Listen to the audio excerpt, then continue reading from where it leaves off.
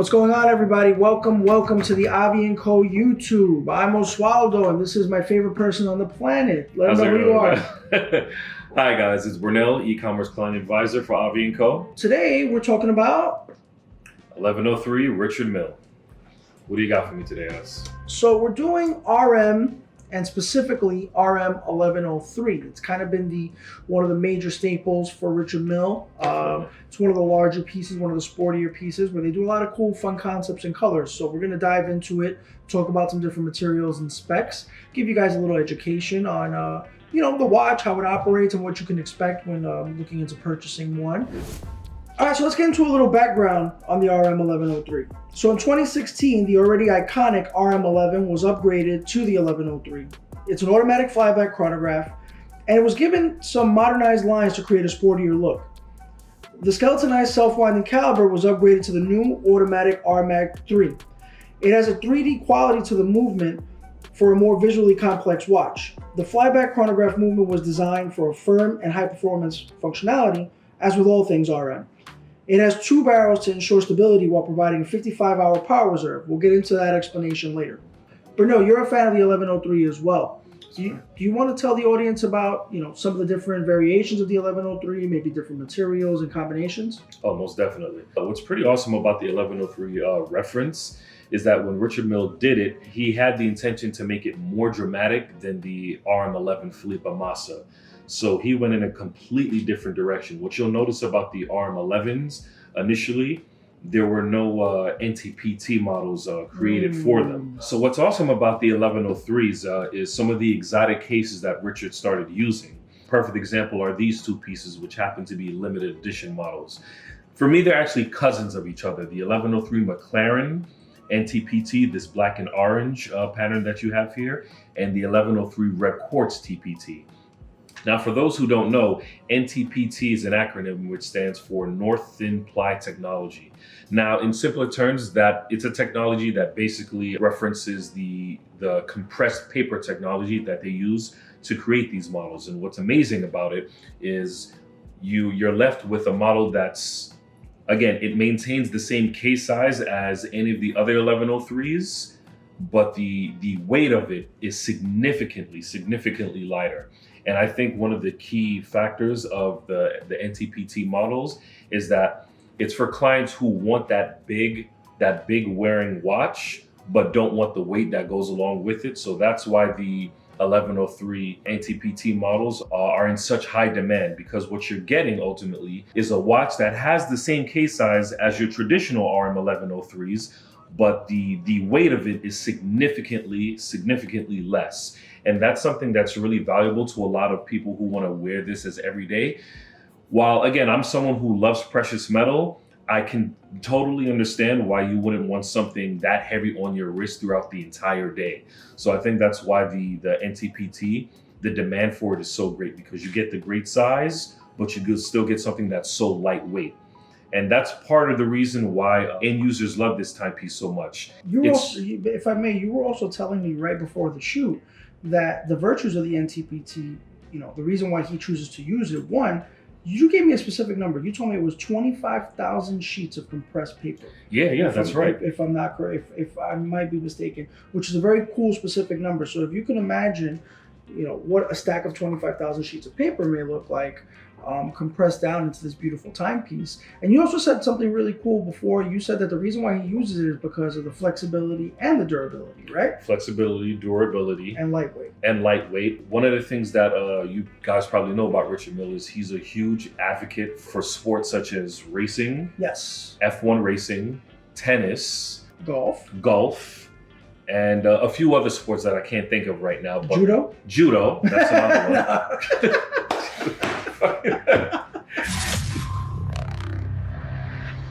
So like we were saying, we repeated it a few times. We repeat these phrases, we want to drive it home, because RM really does, he likes to lean on these materials. So the NTPT quartz, the virtues of it are flexibility, durability, lightweightness.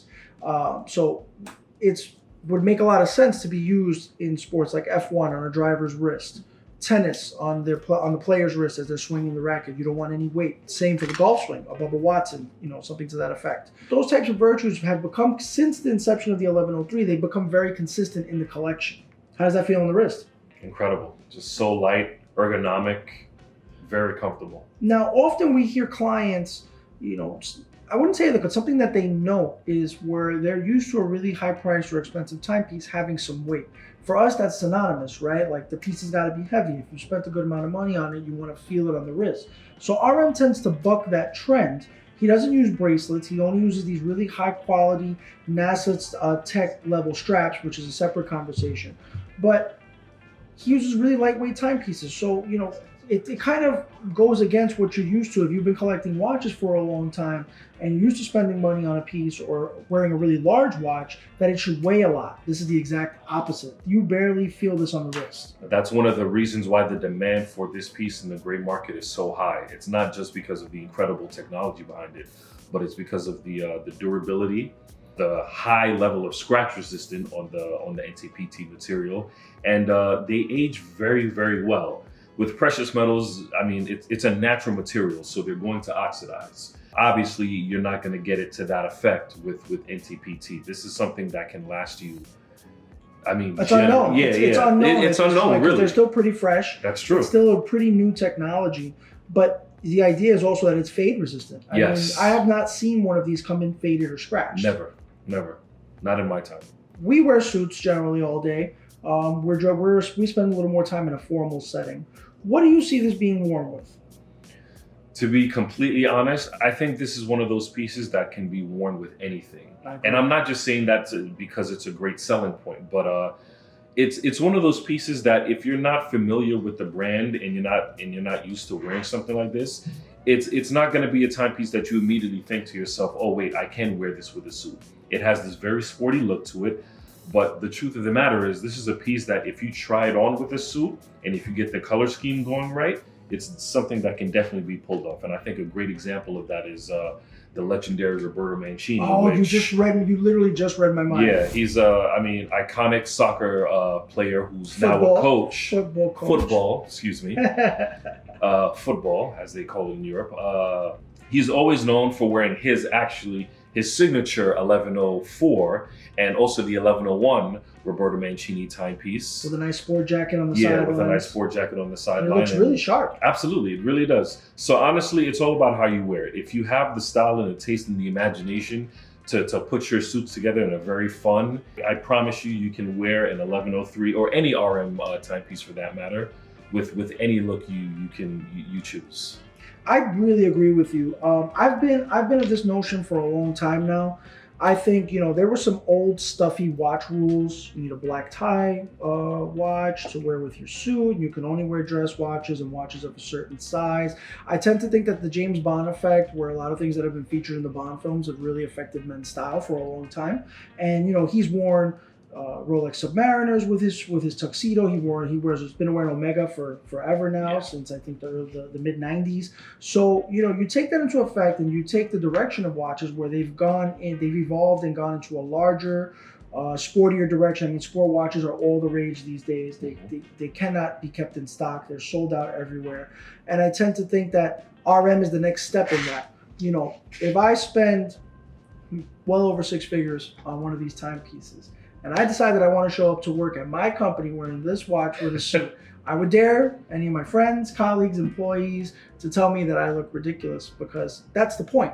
It's flashy, it's fun, they're bright colors. Orange is one of my personal favorite colors. For a long time, I had an Omega Seamaster with the orange bezel, so I think this is a really cool step in that process. We know the McLaren, which is also NTPT quartz, right? Keeping consistent with what we were just talking about, but you have these beautiful colors, and this is what RM has been able to do, is play with these exotic materials and add some fun flashes of color, aqua, orange, red, royal blue, really fantastic, cool concepts to this material to give it this exotic look, things you've never seen before or never seen done with timepieces. And here you've got the McLaren, which the background on this, you've got some good background on the McLaren. Can you tell me about the limited edition aspect of it? RM only made 500 of these pieces. And when it was first introduced, one of the one of the contingencies to actually get one of these is you had to actually purchase the McLaren car. Proof of ownership. Yeah, that's pretty strict requirement to have to own one of these. To kind of repeat that again, you needed to own the McLaren, which is already super difficult to get, in order to have access just to purchase this watch. There was a lot of confusion. A lot of clients thought that this watch came with the McLaren. No, that's not it. To get a McLaren, that's its own element of exclusivity. Getting on the list, working your way up to being allowed to purchase one, which sounds crazy, but that is a thing in our industry and in a lot of the luxury industry. It's building your resume to be able to be chosen to get one of these things. So you get a McLaren, which is hard enough. And now you take that McLaren, that proof of purchase, proof of ownership, and you bring that to RM to get access to one of these. And these were only 500 pieces, limited edition. Excellent, amazing colors. We know that the Lamborghinis and the Ferraris of the world do exotic colors. So a lot of those clients who own those cars have come to us trying to get them an RM 1103 McLaren because they didn't own a McLaren. So you see that there's a lot of layers to getting one of these. You were boxed out maybe in the Richard Mille boutiques, but you had to come to our market to try to get access to one. And touching on that, speaking of exclusivity, the thing that everybody wants to know, and it's the burning question we get for people new to RM, and even some of the people that have experience buying RMs from the boutique, which you can't do anymore. Brunel, why are they so expensive and hard to get? What is it? There's a few factors that come into play.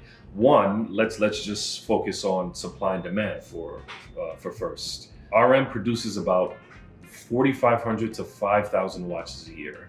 That is an insanely small amount compared to big brands like Rolex, which produces about 1 million. Allegedly, excuse me. And Patek and AP, who allegedly produce about 45 to 60,000 watches a year. Correct.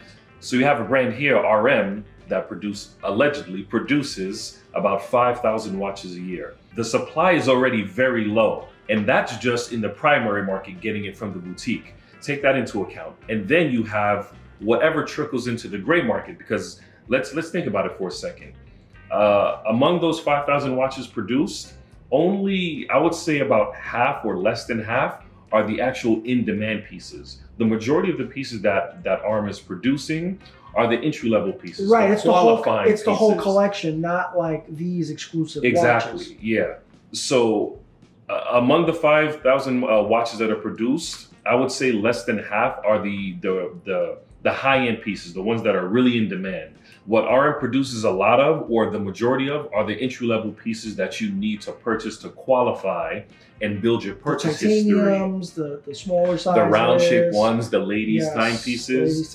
Those are the pieces that are produced in higher amounts. Yeah, okay. Higher amounts, because those are the pieces that RM uses to get people introduced into the brand, to build your purchase history so you can then qualify for the more exclusive pieces. Now, mind you can't even get those these days. No. So you can't even build a resume in the boutiques because even the entry-level pieces are not available. Absolutely. Even looking at a piece like this, an 88-piece limited edition, this is a piece that even if you have a relationship with the boutique, it's very, very difficult to get when it was introduced, because by the time when pieces like this are introduced by RM, all of them are already spoken for. So you have an 88-piece limited edition here, you have a 500-piece limited edition here, and these are pieces that are already reserved by the time they're introduced by the brand. Spoken for, offered to the top clients. The boutique model is kind of tough because it's a top-down model. You want to build your way up by making a lot of purchases to get offered the exclusive pieces. But in that model, gaining new clients is really, really challenging because there's nothing for them to buy to build up.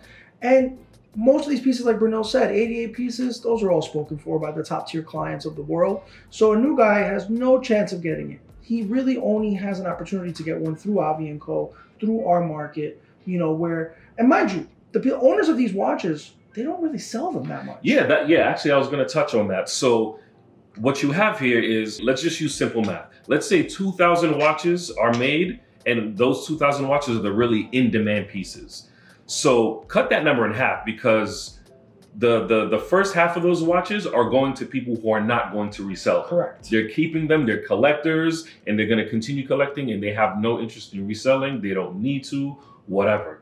And then you have the other half that do make their way into their gray market. They trickle down, and there are people that are ready to scoop those up right away. So That's where the supply and demand factor comes into play. The demand for RM is so high, and the supply is so low that even with the market taking a little bit of a turn in the past few months has not really affected the market value for the brand. Just a small pullback, barely. Small pull. Yeah, I wouldn't even know if I'd call it 5-10%. So yeah, so another reason why the market value is so high is because many people see RM as an excellent investment piece. What's the other material here? We've got black carbon. Is that what that one is? So black carbon, it also incorporates the NTPT technology, but they incorporate carbon in it to give it this black design. That kind of wavy design. This is slightly different from the normal NTPT.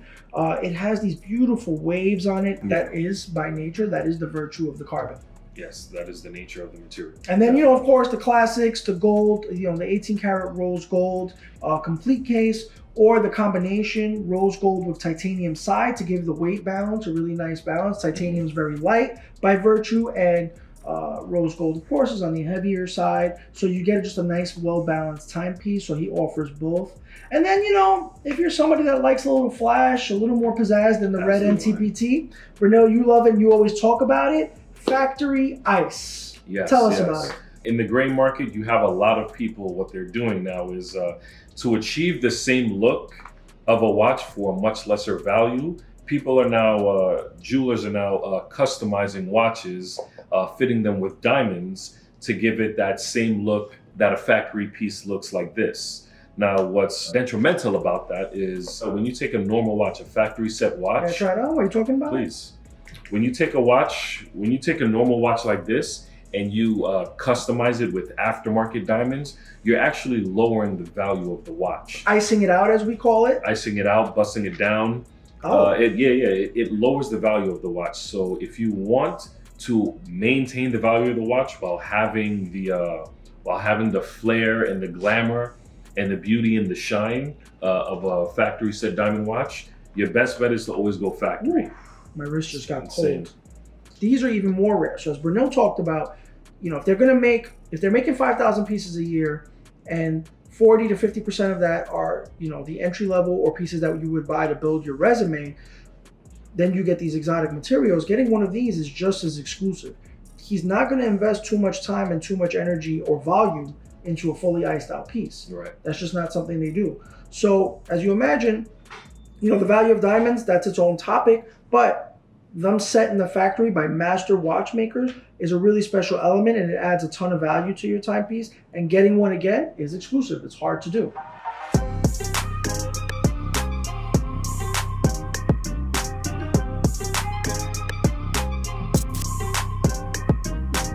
All right, guys, so that's a wrap for us. We really tried to cover everything we could while keeping it concise. We hope it was educational. All these different aspects and topics could easily be their own video, and they probably will be at some point. But we got a lot of exciting new things coming up. Brunel, you've got next choice on the timepiece. That's right, yeah. I have something really exciting for you guys on the next video, so look out for it.